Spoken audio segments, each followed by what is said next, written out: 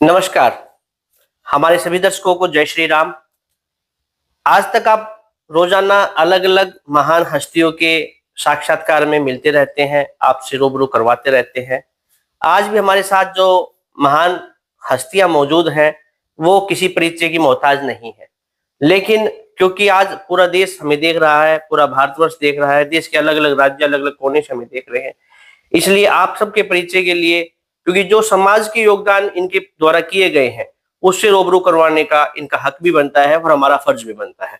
सबसे पहले हमारे साथ में साक्षात्कार में मौजूद हैं श्री मकर ध्वज शर्मा जी, वरिष्ठ अधिवक्ता है नीमराना तहसील से और पूर्व में यह प्रधान भी रह चुके हैं। अध्यक्ष जी, आपका बहुत-बहुत अभिनंदन है, बहुत-बहुत स्वागत है अखिल भारतीय हिंदू शक्ति दल के हरियाणा प्रांत कार्यालय पर और श्री राम स्लीप समाधान केंद्र के प्रथम कार्यालय पर। दूसरी श्रेणी में हमारे साथ में मौजूद है श्री योगेंद्र सिंह जी, ये भी वरिष्ठ अधिवक्ता है और नीमराना से अधिवक्ता होने के साथ साथ बहुत से सामाजिक कार्यों में अग्रणी भूमिका निभाते हैं। योगेंद्र जी का भी बहुत बहुत अभिनंदन करते हैं, स्वागत है। सबसे पहले हमारे साथ है मकर ध्वज शर्मा जी, जो पूर्व में अध्यक्ष रहे हैं नीमराना तहसील में बार एसोसिएशन के। तो इनसे हम जानकारी लेना चाहेंगे कि लॉ के बारे में।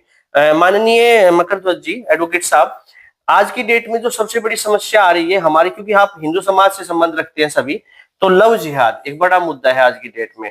उसके जो लॉ है, नियम है, क्योंकि आजकल चल रहा है कि नोएडा साइड में जाके ना, यूपी के कुछ ऐसे इलाहाबाद साइड में ऐसे कुछ क्षेत्र है, वहां जाके लव मैरिज या कोर्ट मैरिज उनकी हो जाती है बच्चियों की। उनके माता पिता रोते रहते हैं, बिलखते रहते हैं, लेकिन उनका कोई असर नहीं पड़ता। समाज में ऐसा क्या सुधार किया जा सके या कानून से उसमें किस तरीके से निजात उन बच्चों को दिलाया जा सके, उनके माता पिता को बेनिफिट मिल सकता है, क्या ऐसा रास्ता है, वो हमारे आप दर्शकों को थोड़ा।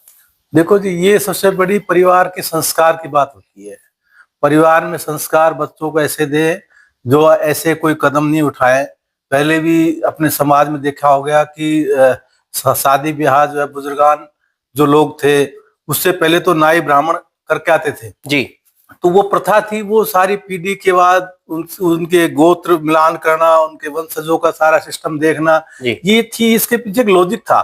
वो सिस्टम आज आप पीछे का हिस्ट्री उठा के देखेंगे तो कोई भी आपको तलाक के केसेस नहीं मिलेंगे। पूरे आज तक उनकी रिश्तेदारियां सभी निपटी आएंगी। आज अंतरजातीय विवाह कर रहे हैं। लोगों को एक मीडिया एक ऐसा भ्रमित कर दिया कि अनमेच्योरिटी आ गई बच्चों में भी। ये आज मोबाइल का जो युग आया है, वो एक समाज को बिल्कुल गलत दिशा में ले गया, बजाय सही के गलत दिशा में ले गया। उसका सही उपयोग ना करके दुरुपयोग हो रहा है। इसलिए इन चीजों पर भी थोड़ा अंकुश रहना चाहिए कि मोबाइल से भी थोड़ा दूरी रखनी चाहिए। उसको जहां उसका सदुपयोग है वही करना चाहिए। इससे युवा पीढ़ी जो है वो अनावश्यक ऐसी चीजें गूगल वगैरह पे देख के ऐसी जो गलत दिशा में जा रही है, उसको रोकने के लिए है कि इस पर थोड़ा ध्यान देना चाहिए कानून के हिसाब से, क्योंकि आप एक वरिष्ठ अधिवक्ता भी रहे हैं, अभी भी काम कर रहे हैं। तो जब आपके साथ ऐसे केस आते हैं तो आप उसके आपके प्रथम प्रयास क्या रहते हैं ऐसे मामलों में? किस तरीके से आप उनको देखते हैं, कैसे सुलझाने का प्रयास करते हैं? देखो, सबसे पहले तो उनको बिठा के समझाने का प्रयास करते हैं। कोई ऐसा कदम उन्होंने गलती से उठा लिया तो समझाने का प्रयास करते हैं कि उनका ऐसा सिस्टम हो कि वो कोई ऐसा गलत दिशा में नहीं जाए। तो बैठाकर ही प्रेम से ही समझौता करा। प्रेम प्रसंग के मामले में शायद, क्योंकि हर एडवोकेट का अलग अलग एक कैडर होता है, कोई क्रिमिनल में होता है, कोई जमीनी विवाद में होता है, कुछ किसी बात में होता है। तो इस तरीके का जब कभी केस रहा होगा, कोई ऐसा अनुभव आपके जीवन में, कोई ऐसा विशेष आया जिसको आपने किसी का घर बसाने के अंदर आपका विशेष योगदान रहा और आपके जीवन में आपको लगा हो कि मेरी वकालत आज किसी काम आई है, मैंने कोई एक अच्छा काम एक नए व्यक्ति को जीवन प्रदान करने का किया, ऐसा कोई किस्सा आपके जीवन? देखो, हमने मेरी वकालत में मैंने गृहस्थी बसाने का काम किया है। जहां तक खूब तलाक के केसेस भी आए हैं तो कोशिश ये की है कि उनका घर बसे। कोई विवाद होते तो उनको भी धमकाया, इनको भी धमकाया, दो बात उनको भी कही, इनको भी कही, समझा के और एक उनकी गृहस्थी बसाई है, उजाड़ी नहीं। उनको अलग रहने के लिए नहीं प्रेरित करते। अदालत भी 6-6 महीने का इसलिए टाइम देती है कि इनके अंदर सामंजस्य पैदा हो, इनका घर बसे।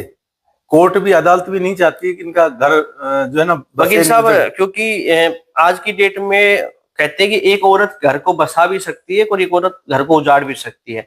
तो बसाने की श्रेणी में हम किसे श्रेय देंगे वो तो एक अलग चीज है, लेकिन आज के केसेस में मोस्टली जो लड़कियां शादी करके नई नई घर में आती हैं, उनके उजाड़ने में किस महिला का विशेष योगदान रहता है? क्योंकि ये कड़वा है, लेकिन ये सच अगर समाज के सामने नहीं जाएगा तो शायद सुधार ना हो पाए। ऐसे कौन सलाहकार है जो उस बच्चे की गृहस्थी में शादी के बाद आग लगाने का काम करते हैं? देखो, सबसे पहली बात तो यह है कि कोई बच्ची गृहस्थी के उसको अपनी बेटी के समान समझना चाहिए। उसको एक बहू का दर्जा ना देकर एक बेटी के तरह उसको पालना, उसको घर में वैसे सम्मान मिलना चाहिए, उनसे कोई भेदभाव नहीं करना चाहिए, वही घर वाला प्रेम होना चाहिए और अपनी बेटी समझकर उसको सिस्टम से रखना चाहिए। क्योंकि बेटी एक बहुत बड़ी चीज आप देखोगे कि लड़कियां पैदा कहाँ होती है, जिनका अटैचमेंट रहता है, और फिर दूसरे घर में जाना, वहां सेट होना, ये बहुत बड़ी बात है। ये कोई आदमी के बस की नहीं है खेल। बिल्कुल। तो लेडीज तो मैं कहता हूँ लेडीज तो महान है, जो इतना एडजस्टेबल करती है वो गजबी है। बहुत अच्छा आपने अपने विचार रखे। इसी सवाल के साथ हम पहुंचेंगे, हमारे साथ में मौजूद हैं योगेंद्र सिंह जी, अधिवक्ता साहब। योगेंद्र सिंह जी से हम जानना चाहेंगे कि हम पूछना चाह रहे हैं कि एक नई नवविवाहित जोड़े में जब लड़की शादी होकर अपने ससुराल आती है तो उसको किसकी ऐसी शिक्षा लगती है जिससे कि उसकी गृहस्थी डिस्टर्ब हो जाती है? किस लेडीज के कहे में वो अपने जीवन खराब करती है? देखो, इसमें चेयरमैन साहब, परिवार का अलग अलग वातावरण डिपेंड करता है, सभी परिवार एक जैसे नहीं होते। तो बहुत से जो समस्या इस चीज में नवविवाहित जोड़े आते हैं और घर टूटने के कारण होता है, उसमें ज्यादातर लड़की पक्ष की माँ का रहता है, वो ज्यादा अहमियत दे देती है, वो बच्चा बिगड़ जाता है, फिर वहां जाके जहाँ ससुराल में वो रह रही है वहां वो सामंजस्य नहीं स्थापित कर पाती।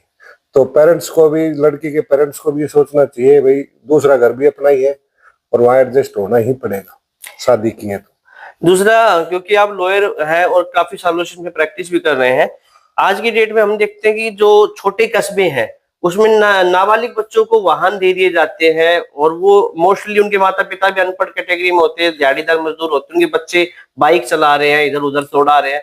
ऐसे माता पिता के लिए क्या आप कहना चाहेंगे? देखो, माता पिता तो सबके बराबर ही होते हैं, किसी घर में परिवार का कंट्रोल कम होता है, किसी में ज्यादा होता है। अब छोटा बच्चा रहता है, चाव रहता है उसके चलाने का, तो इसके लिए सबसे बेस्ट ये काम होता है, जिस स्कूल में वो शिक्षा कर रहा है टीचर की ज्यादा मानेगा बच्चा, तो टीचर को अपने टीचर मोटिवेट करेगा बच्चे को, तो बाइक भी नहीं चलाएगा, गाड़ी भी नहीं चलाएगा, वो कहना मानेगा बजाय माँ बाप की। बहुत अच्छा, टीचर का ज्यादा योगदान रहता है बच्चे के उसमें। बहुत अच्छा सुझाव दिया योगेंद्र सिंह जी ने, क्योंकि बच्चे जिद करते हैं, बाइक चलाते हैं, स्कूटी चलाते हैं, लेकिन अगर उनके शिक्षक एक स्कूल के माध्यम से उनको बताया जाए कि आपको बाइक या स्कूटी नहीं चलानी है, वहां कोऑपरेट किया जाए तो काफी अच्छा योगदान हो पाता है। लेकिन इसमें भी समस्या कहाँ आ रही है कि जो मध्यम वर्गीय बच्चे हैं, जो दिहाड़ीदार मजदूरों के बच्चे हैं या छोटे श्रेणी में आते हैं, उनके बच्चे सरकारी स्कूलों में कहीं ना कहीं शिक्षा ग्रहण कर रहे हैं और वहां पे शायद कहीं ना कहीं लापरवाही हो रही है।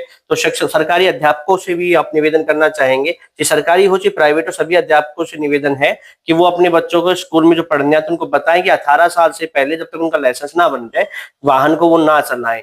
यही कहना चाहेंगे? हाँ बिल्कुल सर।